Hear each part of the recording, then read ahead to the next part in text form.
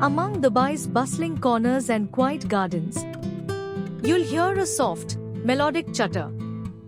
That's the Pied Myna, or the Asian Pied Starling. With glossy black and white feathers, an orange eye patch, and a bright yellow beak, this bird is full of contrast and charm.